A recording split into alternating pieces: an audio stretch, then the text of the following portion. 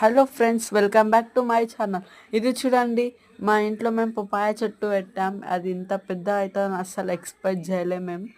అది కొంచెం వీక్గా కూడా ఉంది. దాంట్లోకి ఫర్టిలైజర్స్ వేస్తున్నాం మేము. దాంట్లోకి ఫర్టిలైజర్స్ వేయడం వల్ల ఈ మాత్రం కాయలు వచ్చినాయి అనుకుంటున్నాను నేనైతే.